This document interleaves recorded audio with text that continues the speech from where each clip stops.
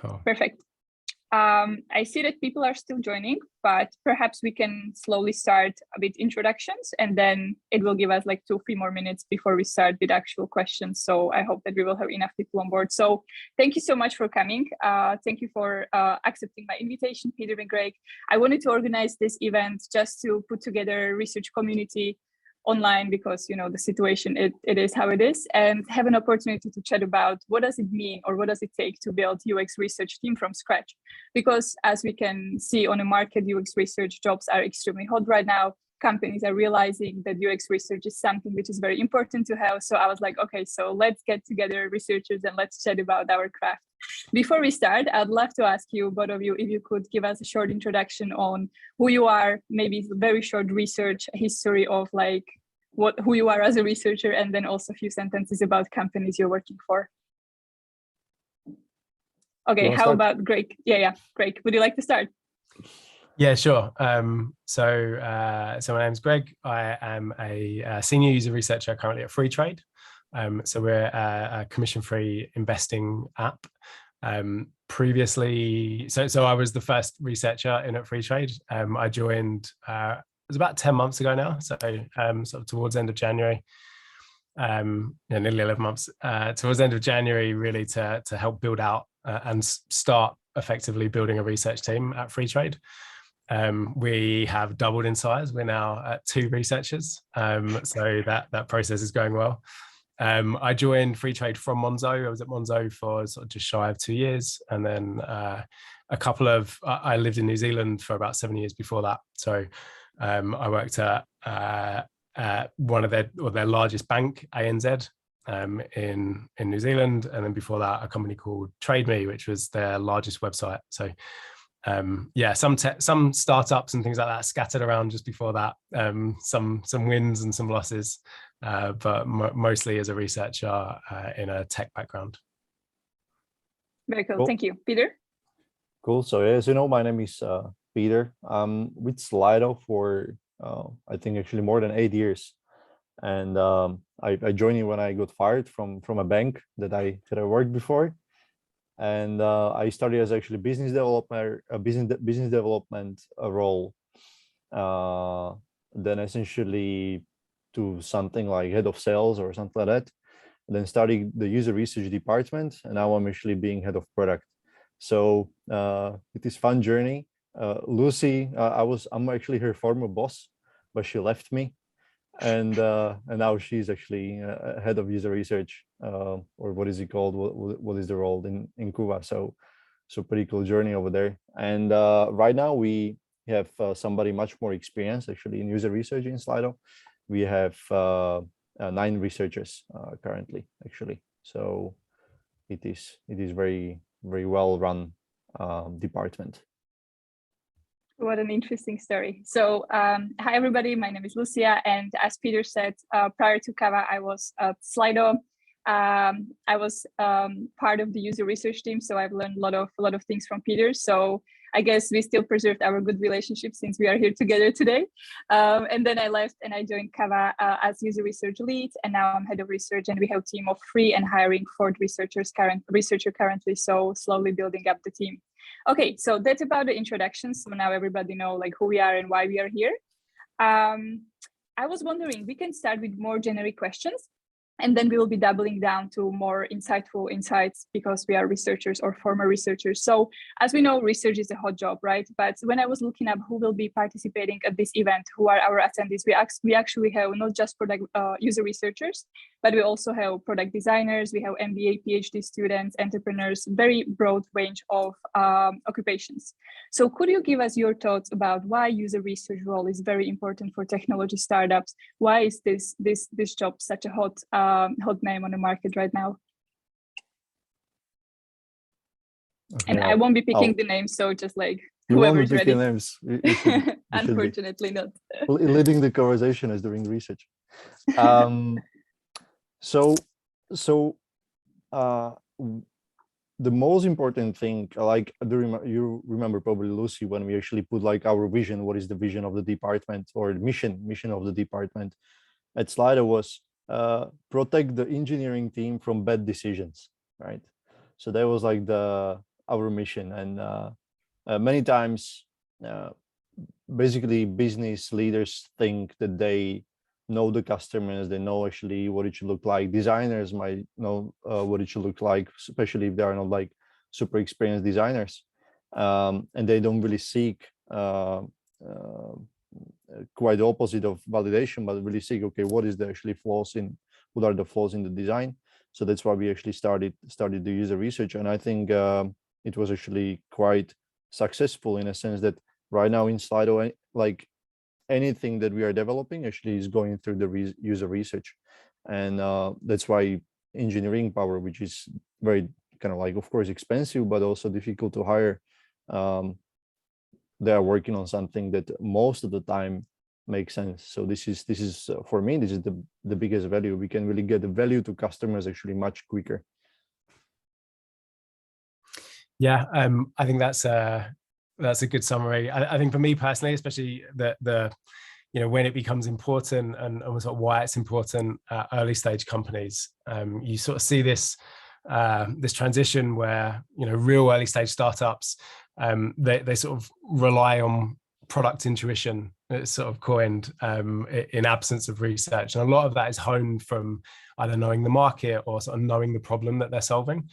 As you start to scale, and as companies get a little bit bigger, you start to get more of a diverse customer base. You start to discover more problems. People start using the product in ways you didn't know, and you tend to sort of lose that product intuition a little bit, or at least it becomes harder and riskier to rely on product intuition. You need both data, so quantitative data and qualitative data to make better decisions.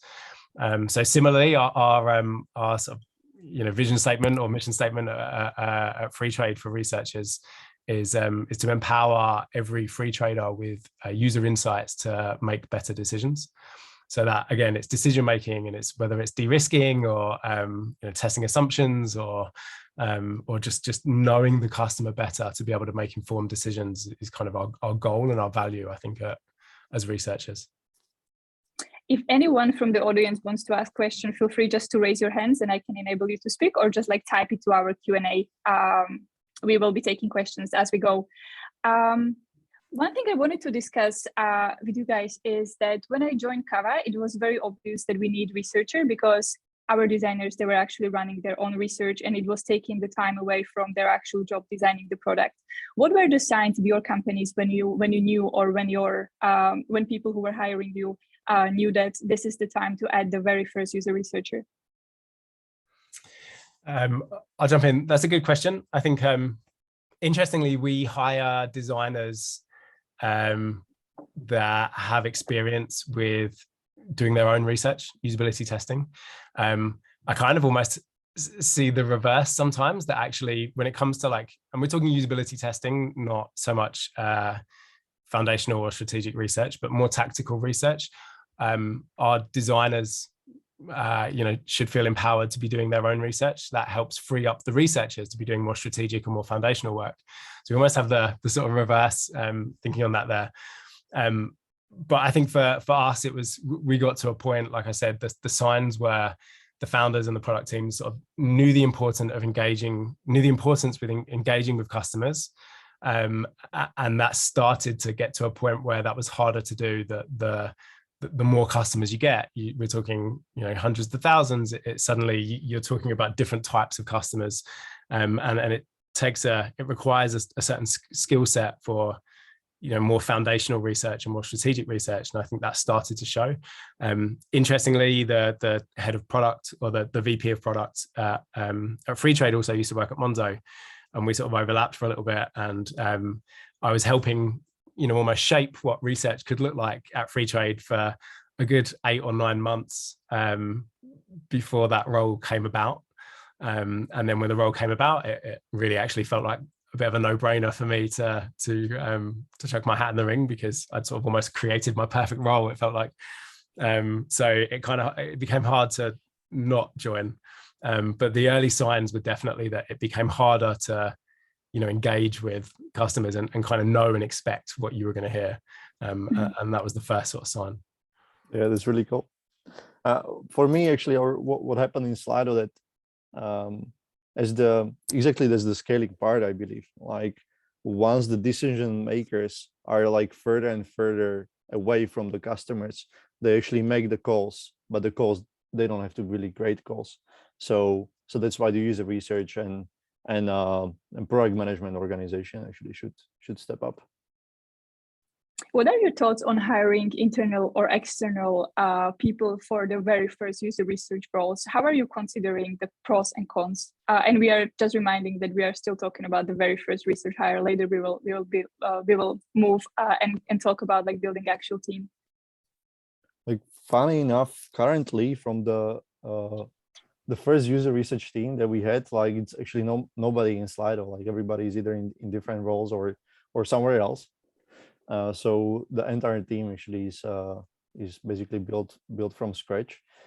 To be honest, I don't know what is actually better. I think what is great to have like somebody from inside, they understand the customers already.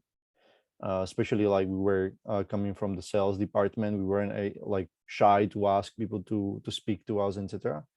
But again, like having somebody from outside who can really bring the experience, it's invaluable as well.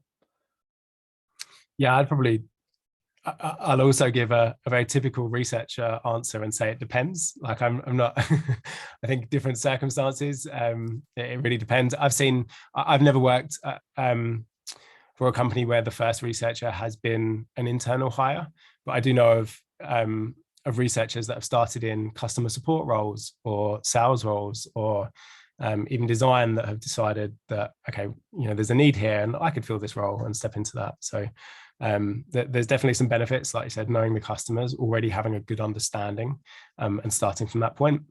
And then the reverse of that is starting from a point of really understanding research and the capabilities of that. So yeah, it depends. Yeah, that also happened to us at Kava. So we have a researcher, Chloe, who is actually, I think, here on the call, who joined from customer support department. And the huge benefit is that she really knows the customers and she really understands how to talk to them.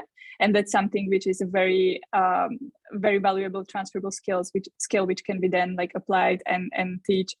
This skill can be taught like for the other users or for other researchers which are on the team. I was wondering, what do you think about skills, and is there any difference between skills of user researchers who are joining companies as the very first researchers and versus researchers who are joining later? What do you think? What is the difference between the people or personas using research language? Yeah, that's it's a really good question. I think there is, from my experience, if you are the first researcher coming into somewhere, I think there are some sort of necessary skills. One of them, which is, Sonia, I was talking to this with someone earlier, is like the ability to proactively source research, to go and find where it should be happening and it's not, to go and, people don't know what they don't know. So a lot of the early sort of parts of any first researcher role is consistently doing the rounds with product managers and designers and really trying to decipher sort of the big, hairy questions that come up within those teams. And, there's questions like, what's keeping you up at night and where could this go wrong? And, how could we be wrong on this? Those are the sorts of things that tease out these big research questions that you can kind of start forming and say, well, hold on, I can prioritize that and I can go away and figure this out. And that skill of almost being a researcher internally to figure out, like, researching what are the biggest questions to answer is probably the biggest thing, because no one from day one is probably going to come to you and say, I have this big unknown thing that I'm working on. So yeah, I think proactiveness in sourcing research questions is a big one, especially if you're the first one in the door. Yeah, I would only add to that I think it's like similar with sort of like these niche roles in product management, like let's say product marketing manager, etc. If you are the first over there in the company, and again, of course, depends on the size of the company and relationships that you have actually with other people, but like how you can quickly demonstrate the value that the department actually can bring to the company. and to do it as quickly as possible. And I think what you mentioned, these are great tips. Yeah, I agree. I think that the very first researcher also have to have some kind of selling skills, not just to show the value, but also persuade people that you should get a buy-in for the projects you are going to do. Nobody has done it before, so everybody's like, whoa, like, should we do it or not? So that's also something I've observed that it's quite useful. And then for the rest, like for the team that is joining later, they probably have to be like much more like hands-on and like excellent researchers, but they don't necessarily have to have this kind of like selling skills. I mean, it's great if they have it, but I feel that there has to be just one person who can do it for the department, and then everybody else can be actually focusing on what's going on. I see that there are some comments actually, so hello everyone. If you want to ask any questions, feel free to raise your hand or put it to Q&A. If you put it to Q&A, it's much better UX for me because then I will see that that's a question, but if you really want to put it to the chat, it's also fine. Anyway, going back to topic. So we are talking about being the first researcher in a company. I'm wondering, can you remember what was happening when you joined? How did your first 3 months look like? What were you prioritizing? What were you focusing on? How did you manage all the chaos and all the requests, which I'm sure came your way? I might take this one. I had a very interesting start at Freetrade. So like I said, I left Monzo, I joined Freetrade, I came in as the first researcher. I had like, a plan of here's all the things I think we're going to do. And my second week, I think it was the whole, if familiar with kind of what happened in the markets in January, but GameStop and the whole meme stock saga with investing sort of kicked off. But basically a bunch of people on Reddit spread that we should all pile in and buy stocks in GameStop and drive the price up, and the price went up an insane amount, and we gained a huge amount of customers off the back of that. The sort of, it was insane to the point where our like customer support queue grew from like maybe a waiting list of like 100 people waiting for a reply to no joke about 20,000 in the space of maybe 24 hours. We weren't set up for that amount of volume and that amount of customers and everything that came with that. So everyone from the CEO to me were in customer support trying to clear the queues. So my first my first experience was everything I'd planned sort of went out the window. Because of that, it meant that engineering were working on a lot of stuff for a good month or two before anything new was going to be built, just essentially like plugging gaps and dealing with the fallout of that, which all of the advice and a lot of what you'll hear about coming in and as a researcher first into the company is that sort of like do the quick win stuff, pick up the the guerrilla research, maybe start building out from a more tactical, and then you can sort of start building the strategic stuff. I sort of went the opposite route. I felt like I'd seen before that sometimes research can be pigeonholed straight away. Like the tone you set, if that tone is all you do is usability testing and guerrilla research, then that's what you'll be stuck with, and you're in this never-ending battle to then try and push back on getting more strategic work. So the first thing I did was kicked off essentially like a customer archetype project. So personas, archetypes, however you kind of want to call them, but I felt persona was a bit of a loaded term. And we have a marketing team that are actually really good at reaching out to customers and understanding our customers. Marketing personas are very different than qualitative product archetypes or product personas, design personas. They're not demographic based. So what I did was kick off more of a qualitative, okay, we've got all these new customers. Who are they? Who are our customers? What does that split look like now?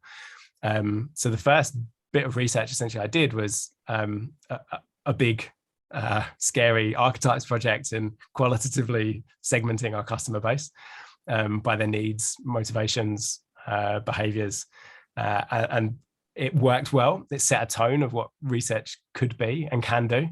In retrospect, though, a balance would have been nice, so that we saw as that instant impact and the foundational stuff.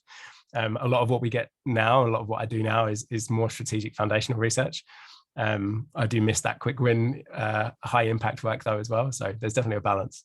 But that's my first 3 months was definitely a bit of a roller coaster, let's say. Pretty cool. No, I think I don't exactly remember what we done as first 3 months, but I just remember what was definitely my mission. I was like to force product managers and designers to sit and listen to those customers. And do you remember, Lucy, we had like 5 calls a week was the goal. It wasn't actually possible to do for each team, but that was the goal actually to fight for. And I think like now in Slido, it's I was just because of this call, I was counting how many we've done last week, and it was like 33 calls with clients and customers just last week. So I think Wow. it's pretty awesome. It's really like ingrained into the product development already, right? Even tech leads and developers either joining the calls or then listening to or watching the recordings. So That's pretty cool.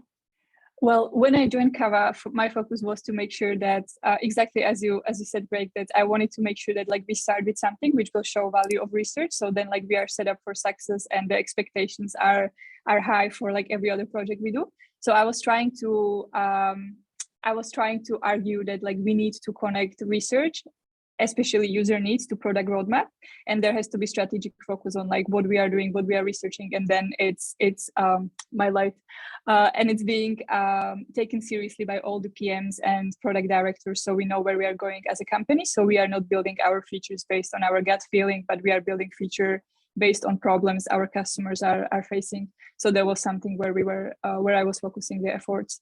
How did you measure success in like this like initial months as a sole researcher? And I will have a question later. How do you measure success now? And I want to compare like if there is any difference of being the solo researcher or having a team and then striving for excellence, I guess, in both cases. And in the meantime, I will turn my light on for the 5th time.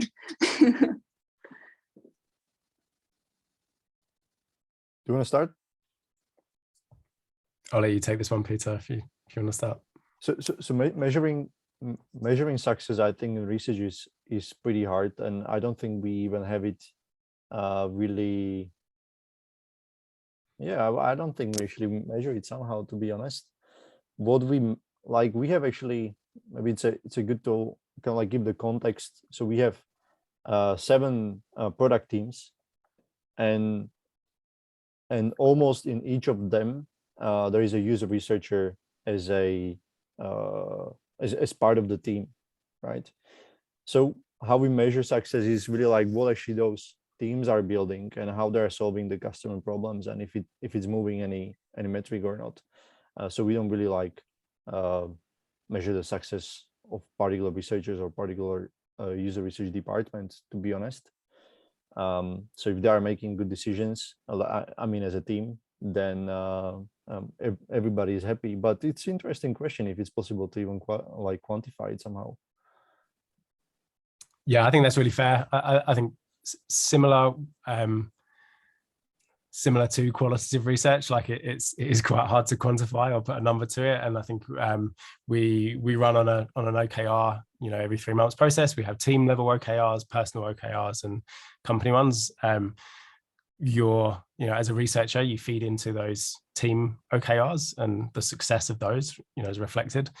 The personal OKRs for researchers, they're not based on, I don't believe in sort of basing success on like number of projects or anything like that, but definitely it's more around like, can you point to the impact that you've had on the team? And I think one of the OKRs is, informing one of the OKRs for our sort of second researcher that I hired, Amber, that I set with her, was around being able to point to the strategy for the vertical that she's within. And we can clearly see and connect the dots between how research informed that. That's kind of a loose OKR and a loose metric that we've sort of assigned. But I agree with Peter, like it's one of those things that it's quite hard to quantify or put any sort of numbers or metrics against it. And I guess that's the $1 million question, right? How do you measure success of qualitative research? But of course, like the word is kind of in that, like, we have to measure everything, and like we have to data assign to everything. But sometimes if you basically ask 5 random people in a company, like, what do you think about our research, and 5 of them says like, I think it's amazing, right? It's like the best thing I ever seen. Even basically all the companies I worked before, there was like never actually such quality research. I think it's it's also like good to hear. And we were like, okay, so how are we going to measure this? This is the experiment we've done internally at Kava. So we ran a survey as proper research team, and we were asking people we are collaborating the most with, like product managers, product designers, what is their satisfaction with the team, what can be improved, like to give us on a scale from 0 to 5, like how useful is this department for you. And this is how we were trying to estimate like if we are doing a good job or not. And then we were trying to brainstorm like what else we can improve for them to make sure that we are operating in a way which is beneficial to everybody. I would love to change the topic from discussing purely about being solo researcher to continue with this story of building a research team. So could we start with quick description? Could you let us know currently, you told us like how big are your research teams, but could you give us a perspective, where does research actually sit? Who are the main stakeholders you are collaborating with? Maybe I can start with sharing a little bit more detail. So at Kava, when I joined, we were sitting, I was sitting under the umbrella of experience. So I was managed by the head of experience, but then we realized that we really want to be closer to product. So then we departed, and now we are a standalone team. And my manager is director of product currently. So there is a lot of discussions about what's going on in product and what are the problems we are solving for users. And we realized that this is working quite well for us at this point. It might change because, you know, companies are growing and stuff, but at this point, it actually serves us quite well. So I'm wondering, what is your experience in terms of organizational structure, and where does research belong? Yeah, I think it's very similar in Slido. So the user research is actually under product. And we have actually sort of like two parts of the research. We have user researchers embedded in the product teams, part of the product teams. And we have also a small part of user research, which is dedicated for like a market research. And I can see also some actually question here about behavioral science, like what it has to do actually in user research. I think that's it's a tough question if it's like which part of it, because like if it's like behaviors of your users, I think it's a great thing to understand also from the broader perspective, I would say. But then what we also have, we have like head of user research, and we have also somebody who helps us with the operations of user research and product as well. And I think this is great to have somebody who actually also enables either head of user research or head of product and researchers in like themselves to actually make better jobs, especially if the size of the team is like about 9 people, as I say. And I think it's also this mix of people who been with Slido for a bit of time, so they really understand the context, and also people who come from outside that they can bring like kind of like a new ideas how to actually run research better. That's, I think, also great thing to do. I would say ideal would be like 50-50, but it doesn't have to be exactly like that. So that would be like from the structure, I would aim to do something like that. Yeah, that's sort of the ideal, I guess, where I see us heading as well. We also, I mean, research at Freetrade is in its infancy. We're still 2 people. We've only, you know, I joined, like I said, about 10 months ago. So we're still actively sort of growing it out, but the company has only been going, we've only had an app out for a couple of years. So we're still massively growing at the minute. How we sit is within product. We have product teams, product squads that are joined together in collectives. So collectives that look after different parts of the product, different parts of the experience. The goal is to have a researcher that sits within each collective. So you'll have one researcher will manage multiple squads within each collective, and they focus more on the, you know, the product strategy for that collective moving forward, and the design. Yeah, there's a few different models of doing it.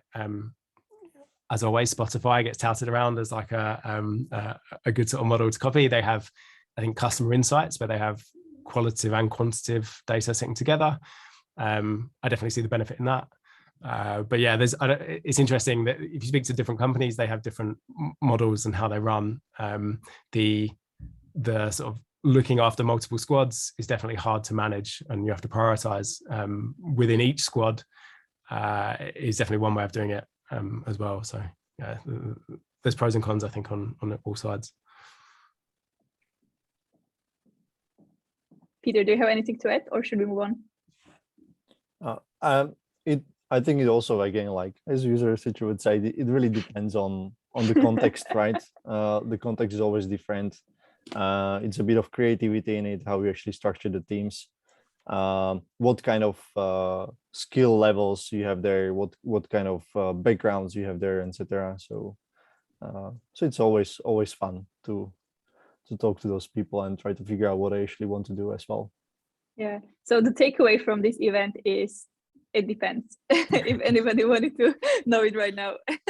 What do you think? Context matters. That's yeah, exactly. Yeah, bigger of picture. Course. Yeah. Maybe that's feedback for me that I'm asking too generic questions, so I have to boil it down. What do you think? Oh no, what do you think? But what is your observation when you were in your companies as researchers, and then what were the signs? What was the point where you decided that you need to bring additional team member on board? Can you spot any patterns, or can you like describe, or is it as simple as like, I had a lot of work, we needed to add someone? I think that's for you. Yeah. I mean, I'm very much living this right now. So I got good advice actually when I was leaving Monzo. Both Samantha, who was the head of research at Monzo, gave me good advice and said, hire, when it comes to hiring your second researcher, hire someone senior. And the reason for that is like, you want someone that can come in that isn't, if you're hiring at the point where you are swamped with work, the last thing you want to do is hire someone that is going to take time, and you're going to have to sort of upskill and get them used to not so much hand-holding, but get them to a point where they can effectively run on their own. And if you hire someone more senior, you kind of had that, and that's what I did. Served me quite well. The point of deciding to hire, I think actually someone else from Monzo, Hugo, who was our sort of VP of design there, he gave me good advice and said, like, live with the problem for as long as possible. And if the problem is you need to hire someone, like, live with it for a while. The shape of that person and the thing that you need becomes very clear when that problem is very pressing. So I also did something similar. We sort of waited a little bit. It became quite apparent where there was a need for research, where the backlog was starting to happen, and the type of research that was needed. And then the sort of shape of that researcher became quite apparent, that we sort of needed to look for, and the necessary skills. So two good bits of advice that I guess have served me well. That sounds great. What was the problem you lived with for some time before you hired the second person to your team? The sheer amount of work that was happening within that I couldn't pick up. I think you have to be, there's a tendency, especially when you're the first researcher, but just researchers in general, one of the things I think we struggle with is saying yes to too many things. You want to solve all the problems. When you are, especially at a startup or a scale up, as Freetrade is, and Monzo was, and still is to an extent, there's so many fires, and picking the right fire to put out and being comfortable with letting other fires burn is quite a hard thing to get your head around. Like, we want to solve problems naturally as researchers, or at least go and explore all the problems. And I think, letting some fires burn to see, okay, I can't do all of this on my own, but these are definitely the fires that need putting out next. It became clear sort of the type of research that was needed. Yeah, that's a fantastic answer. How about you, Peter? You basically started the whole research function at Slido. And I think we started already with 3 people, right? So it was slightly different, but we were all inexperienced. We were learning together what even user research means and what we should do, etc. So it was definitely good fun. But I had a great mentor, actually a neighbor from over here, and after about, I think, 18 months or 2 years of mentoring me, we managed to hire him as a head of user research. So that's definitely helpful if you hire somebody that experienced, then basically your mentor. So that was definitely a game changer, actually. So I totally agree. Hire somebody experienced. So I think, but I think there was a great context. Like we have people understanding the business, understanding the values, living the values, and then external people who really know how to do the research, and we continue doing that. And I think it's, again, I mentioned it again, it's a great model. I know that there are some people. Oh, go ahead. I was going to ask Peter. I was going to ask you a question. How did you feel about that?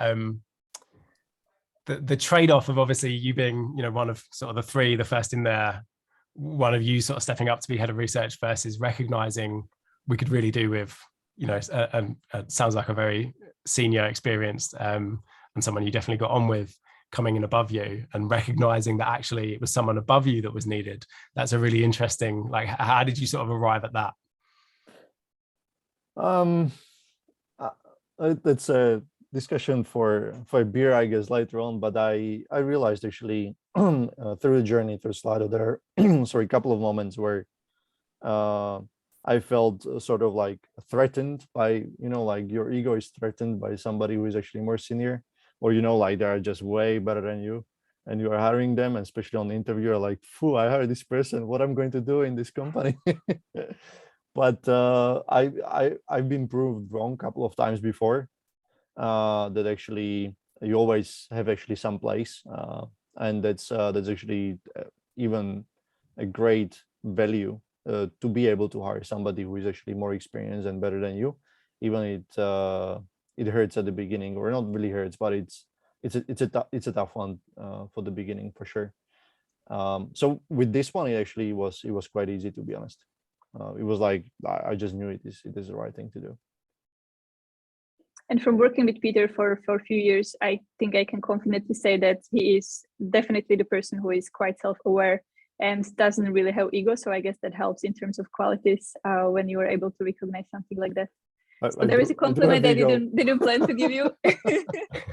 Thank you.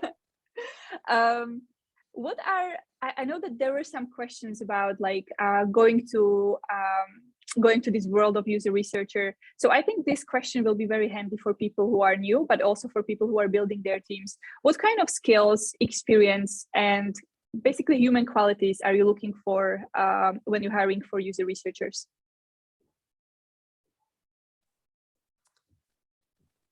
Peter, you've got a lot more hiring experience than me. I might let you take this one, and I'll chime in afterwards. Actually, I don't know why, but with researchers, I found it actually much easier with different functions, because I think you talk to any researcher and they are just nice people, like they've been through so many assumptions and proved themselves so many times wrong that it's like, yeah, they're just very nice people, right? Like exactly like if you put actually ego into the decisions, you are going to make wrong decisions, etc.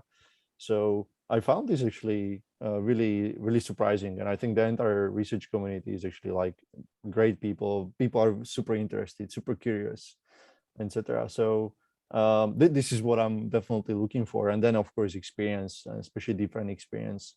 But yeah, it's a great community of people. Yeah, I would also agree with that. I think there's different. I would say for us specifically, and for let's say similar to Monzo, there's research and being an experienced researcher. Then there's experience researching in a environment that is a very fast-paced, like scale up or startup. And I think there's necessary skills that come with that. Like one of those, like I said, is that sort of proactiveness, flexibility, and being able to move at pace with that sort of mentality of just enough research, just enough rigor, that it's a methodical approach. It's you're not just collecting feedback from random customers. There is some rigor to what you're doing, and the right level of depth. But being able to deliver that at pace because the team needed it yesterday is a continual thing. And I think a lot of the time when I've seen people come into like good experienced researchers, come into environments like that, it's a struggle. It definitely is a struggle. So startup and scale up is a different world. That being said, I took a chance on the research we've got now has come from a government GDS, Ministry of Justice background, was very self-aware and recognized that that was going to be her biggest hurdle. Like super experienced, great researcher, no reservations there at all. The reservation was like, this is a challenge. Are you up for this challenge? And I think being self-aware and highlighting herself that was the challenge, and especially that was the challenge she was looking for, definitely showed, okay, well, that self-awareness is there, but also you're aware of what's about to come. So that's a key thing. I think someone coming in and not being aware is a warning sign. Did she ask you questions during interview? She did. Yeah. She completely she researched well. He's like, that's what I'm looking for as well. Like, are they really curious? Exactly. Yeah. That was beautifully put.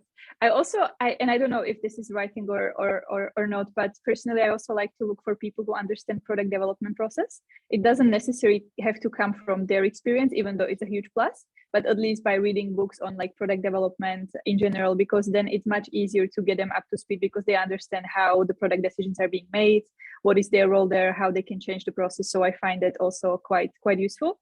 And then obviously communication. So if there is someone doing the interviews who is taking, I don't know, 10, 15 minutes to do the quick introduction of who you are, I know that we have a problem with very concise and on point communication and like clear thinking. So that's another like sign I'm looking for when interviewing.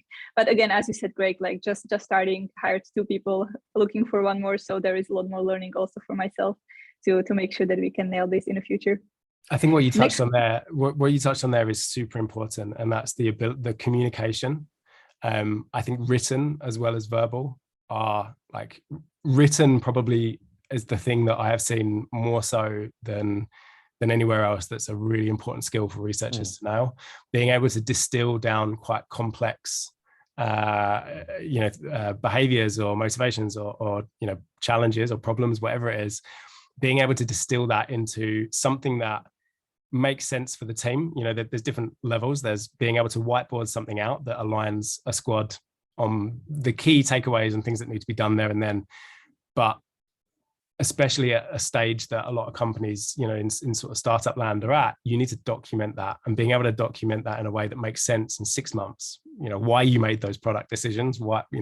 How can this research contribute to the wider sort of knowledge across the business about who our customers are and their behaviors. That is an important skill to sort of master. So that written communication is really, really important. Yeah, and to add to your point, not just to be able to basically write something which is relevant in 6 months, but also to have thinking which is quite structured, and think about how will people find my research in the future, because we will generate more and more. So does it make sense to have the structure as it is right now, and being curious and rethinking if it makes sense also from the organization perspective.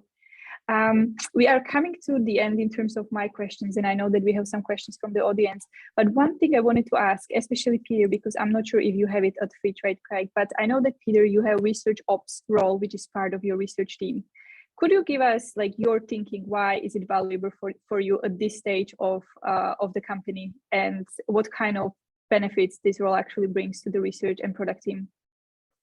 So you can think of the role as almost like a COO of particular department, right? So we're like trying to empower researchers, trying to empower the head of research as well. There are like plenty of things that you as a team lead basically have to do, but maybe some of them can be done differently. So let's say Martina, that we actually both know, like she runs the meetings, right? She basically like really kind of like prepare for the meetings, run them, etc. But of course, like some of the decisions then are made by head of user research during those meetings. So and I think it's really even being a team lead, sometimes it's like it's a lonely place, and having somebody who is there with you with the same kind of mission and like trying to help actually the team sometimes 1 + 1 is 3. So this also helps quite a lot, and I'm super thankful actually that we have somebody like that. So that's like the main thing really. How can I make the organization more effective? Greg, do you have anything like this on your team or in a company? We don't. We're definitely a little bit off of that yet. I did though get to work with a really great research ops person that came in when I was at Monzo, Kim, who actually came from customer support and was really interested in research, but interested in the ops side as well, and helping us essentially do better research and getting that research out there. And I think it's one of those roles that you don't know the value of it until you have it. And then definitely like and when it's gone, and you're doing these things again, but like the decision making in terms of the right tools to use and standardizing certain processes to allow for you know, a lot of the you know, like data collection and things like that. Like I think you really notice the acceleration within a team when you hire that person, you bring them in, and I noticed that at Monzo as well with Kim. She was great. So a couple more researchers first, and then hopefully an ops person is in the budget. Cool. So my very last question to close, basically stream of question I had prepared for you. If you think retrospectively about where the research was initially, as we started the conversation, we were the sole researchers there, and where is it now? How would you describe what is the impact your work and the work of your team actually has done on a company direction?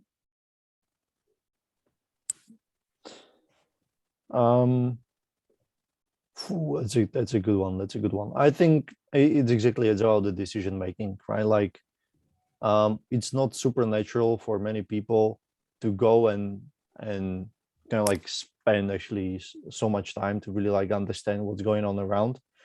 So if you actually bring it to them, they feel like, you know, like, yeah, awesome. Suddenly I can actually decide, or I can make much better decisions. So that's definitely for us. That's the biggest value.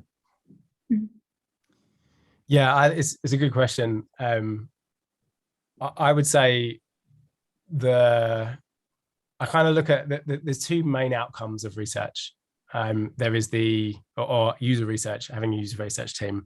There is the sort of more specific project-based, like answering the questions that move a specific project or product forward. So you know, a part of the products that you're working on, or you know, a concept or designs or whatever it is, that actually move that forward and the decisions that are made there. And then the second outcome is more of this like company-wide knowledge accumulation that is, you know, helping people make better decisions off the back of research that was done 6 months ago, that you just accumulate a better understanding of who those customers are and your customers and their problems and the needs and what they're trying to solve through using your product. And I think that's a much longer tail. Like the more you learn, the more data you get, the more research you've done, it just accumulates. And I think one of the things that I definitely like seeing is that when research is referenced, or someone will say something in a meeting or even in a company all hands, the CEO is sort of, Adam has casually referenced research that was done a while ago saying, well, we see this because this comes through. And it's like, it wasn't a specific thing that, you know, about that product at that time. It was just this general accumulation. So there's those sort of two main outcomes. And I think that second one is harder to achieve, but definitely, you know, that if that research is stuck in their head, that they're able to make those decisions off the back of it long into the future. So I think, yeah, that those two outcomes I'm starting to see happen, which I'm personally proud about, but also I think is definitely something to aim for. I have a analogy. It's like driving a car with your headlights, or then you actually turn on high beams, right? So the research is the high beams. Yeah. That's a nice one. I also wanted to use analogy, but now it's not cool anymore. So too bad. But I will say it because I started, right? I just wanted to compare it to people learning how to meditate. So it's like this motion where you are like, you're running, but then you have to stop and calm down and just like realize this is where you are currently, like where is your body, where is your mind. And I feel that research is something like that as well, because the company is running, you know, we are startups, scale ups, you have to make fast decisions. But when you actually have research on board, it actually allows people, it reminds them that it's very important to stop sometimes and just to like observe what's happening, learn what is like happening with your body and mind, so then you can run again. So that was my analogy I wanted to contribute to this discussion. I'm going to try and I'll chuck an analogy out there, yes. Just so we've got the trifecta. I think, and I'm only saying this because I literally was talking about this with someone earlier, but like, I kind of see more qualitative research as a lot of companies, when they have data, it's almost that like paint by numbers. Like you can see the numbers and you can see the dots connecting and a rough outline, but the qualitative user research really colors that in, and you end up with this like colored picture, fuller picture of what's happening. Quantitative data will give you one side of it, qualitative another, but when you merge the two and you have this full picture, I think you can definitely better see. I like the headlights one though. I'm going to be stealing that, Peter. That was a good one. You just made it up. Yeah. So I have an idea for next event. It will be titled, "How many analogies about user research can you make?" And we will just get together and try our best. How about that? Okay, so let's take a look at questions which came from the audience, so we can actually finish on time. So the first question is if this is recorded and where you can find it. Yes, it is recorded, and we will send it to all the registered participants afterwards. So expect email from Eventbrite or LinkedIn, wherever you registered, in a few days. Okay, this is done. Second question. If you are at university, your goal is to become UX researcher, you have no prior experience, and you have an elective course to pick. What it would be? Which skills, knowledge would you invest? Thank you. It's from an anonymous attendee, so if you would like to, you know, give us more flavor into it, feel free to raise your hand. If not, Peter, Greig, what are your thoughts on this? Yeah, Greig, please take this one. That's a really great question. Full disclosure, I didn't go to university. I got into university and then went traveling instead, and then I came back and was earning money and decided not to go. I would pick something that has transferable skills. That there's plenty. I wouldn't necessarily go for let's say I don't know, human interaction or computer science or something is great, but there's lots of fringe ones. Psychology, I think even everything from behavioral economics to ethnography, I think whatever sort of floats your boat and you have a natural interest in, if there are transferable skills, then go for it. But yeah, it really, again, sorry to say it, but it really depends. It depends on what you're looking for.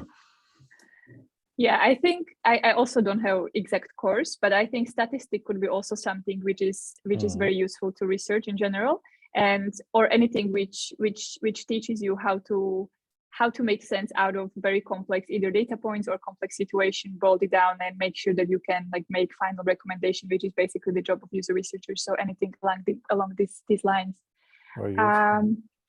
Cool. Another question from Sasha. How do you approach the recruitment for user research interview, usability testing, etc.? Is your current department approaching your users directly, or are other departments in your company, external agencies, helping with this step? And the sub question is, how did you start with recruitment versus how is it going now? I can answer actually some of them, I think. So the easiest one is the user research is approaching users directly. For sure, we don't, full stop, it's directly. However, I think for building good relationships with other departments is actually nice to invite, if you have, let's say, especially in B2B setup, if you have a sales team, right, of course, it's nice to kind of like invite salesperson to your call and just so they basically just listen to the research as well. And this way you build the trust with the sales team. They are not afraid like, okay, what kind of questions you're going to be asking, etc. I found this really, really helpful in building trust with other departments. How do you start with the recruitment and how it is going now? Mm, that's a difficult question. Not sure where you're aiming with this question, to be honest, Sasha. So I would say it's pretty similar. We try to actually hire like experienced people, but we also hiring either less experienced people internally or sometimes even interns. Peter, I think this is about participant recruitment, not like researchers recruitment. How did you start it? Okay. Of course, that makes sense. We send them emails. That's what we do, and we also use usertesting.com. But that's what we do. Is there anything else? Actually, I think Greg, you might have even better experience in this. We at Freetrade at the minute, a lot of our research is internal or is with customers, Freetrade customers. So it's pretty. We find it pretty easy to reach out.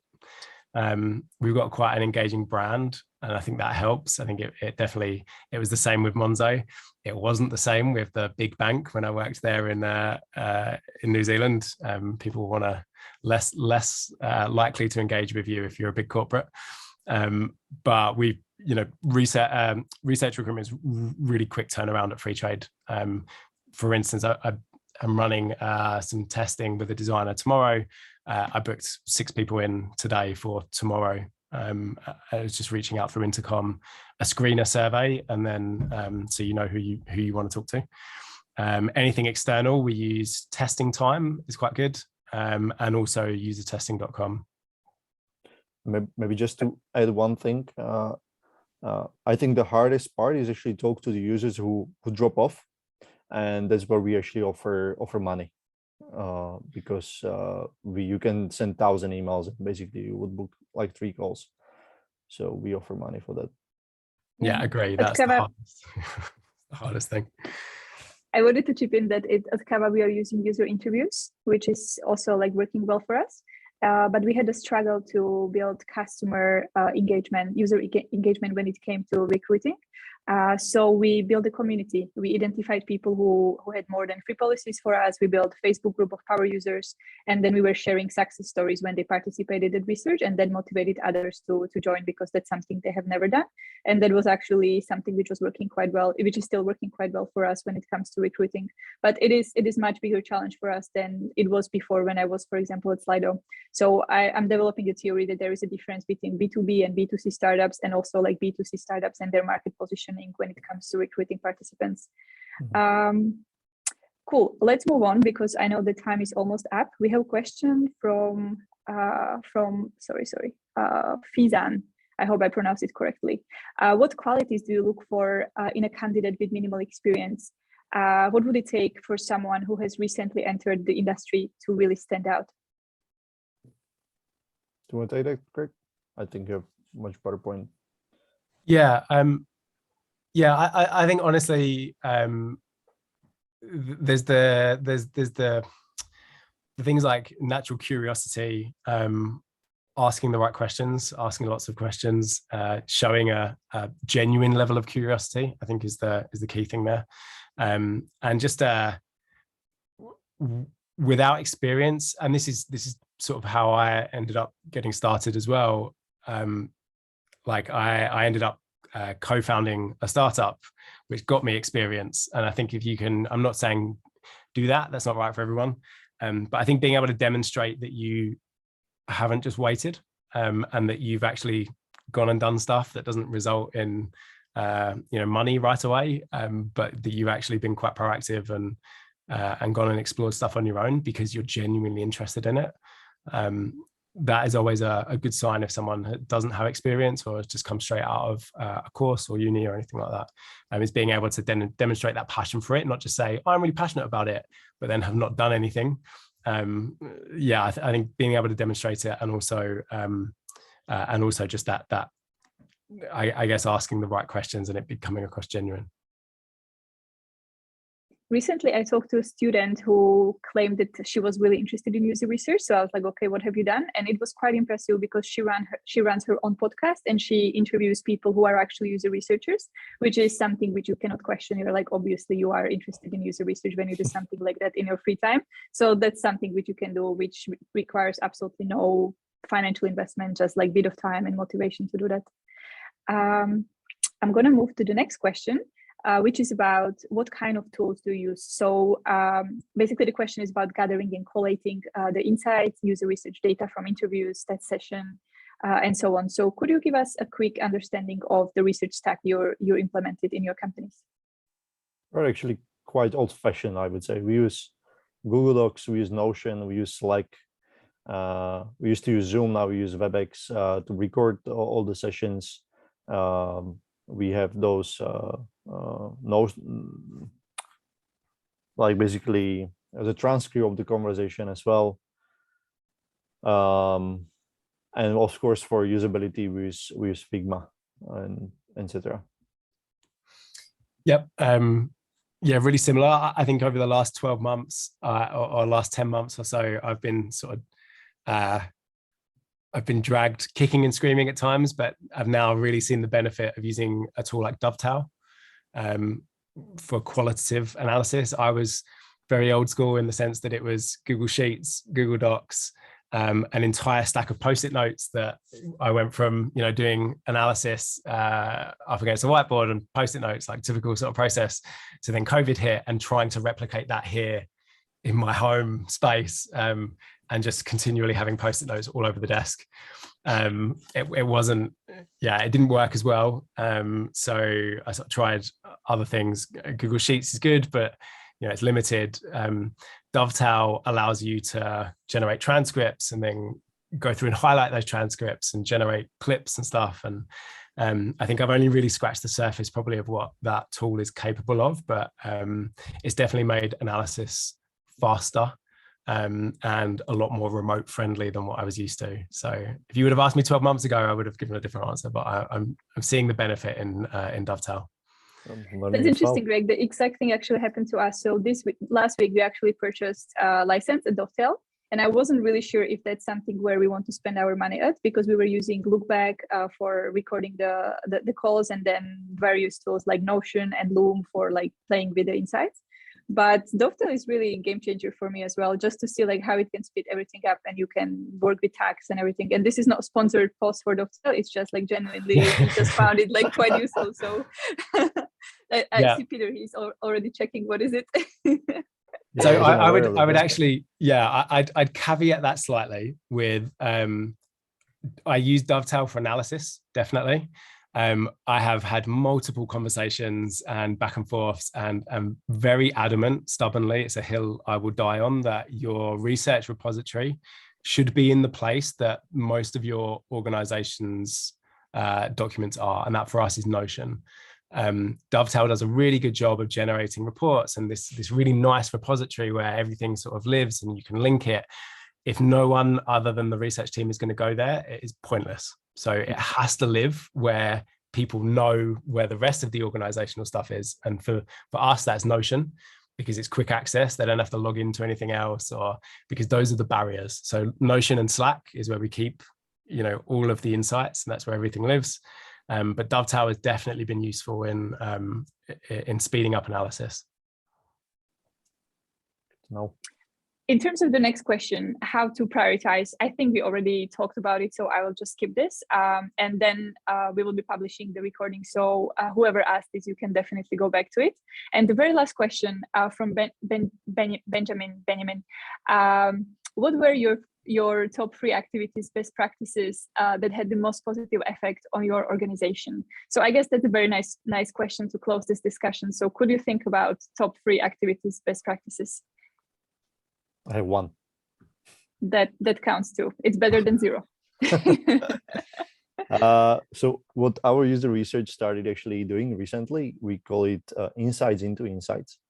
And it's a weekly meeting, which is Friday lunchtime. So anyone can join over lunch or whatever.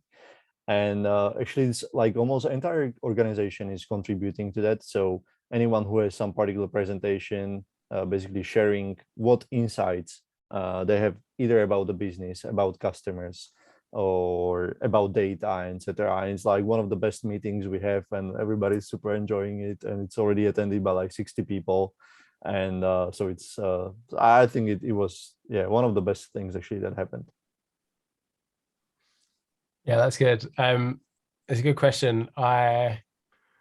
In terms of like activities and stuff, I'll probably pick up a similar thread in terms of like visibility of work. I think thinking about the different layers. So like I said, we have Notion, which is where, you know, the sort of the full write-up of evergreen research, essentially we call it, which is like, you know, things that insights that matter that you can come back to, that in, you know, a couple of months or whoever is reading it, they make sense for understanding our customers and their behaviors. And then there's Slack posts, which are succinct, really sort of like quick fire. Here's the top 3 takeaways that you need to know right now, that if I was stuck in an elevator with you, like this is the pitch of like what we found doing this research. And then the links out to more information, including a video is like the most powerful thing. Like it's a lot of people, you know, this isn't going to be news to anyone, but like having a quick highlights reel of whether it be interviews or testing or anything to back up kind of what you're saying when you actually see it happening. And if you get some good quotes and things like that in there, it's really, really powerful and definitely drives that home. And you can notice if you, in Notion, you notice the really good Slack posts, because you'll see people's heads pop up in Notion that they're actually reading the further material. Like that's always a really good sign that the research is having impact, because more people are consuming it. One thing which we did, which is slightly different, it's in terms of internal structure, is that we started twice a week. We started to have a morning stand-up when we don't talk about what is on our plate in terms of to-dos, but we are talking about what kind of challenges we are having, or the current research which we are trying to structure, and what kind of research questions to ask. And I would include it in as part of this answer, because I feel that it helps us to be more curious about what everybody else is doing, and it helps us to speed up our learning as well, because then we can basically try to answer what the other researcher is trying to do. And I like it very much, because then I can learn from my colleagues, and hopefully it's also true vice versa. Cool. So I guess this is it. Thank you so much, Peter and Greig, for coming and for chatting with me. I really, really enjoyed this conversation. I think there were some amazing insights. And as I said, we will be sharing the recording and the write-up after the event. I don't know when the write-up will happen, but it will happen. Yeah, thank you. And yeah, it was really nice actually chatting with you. Yeah, same. Really appreciate being asked. And it was nice to meet both of you and talk through something we're all passionate about. And also thank you everybody to everybody who came and who listened to this conversation. Have a wonderful rest of the day. Bye-bye. Thank you. Yeah. Bye.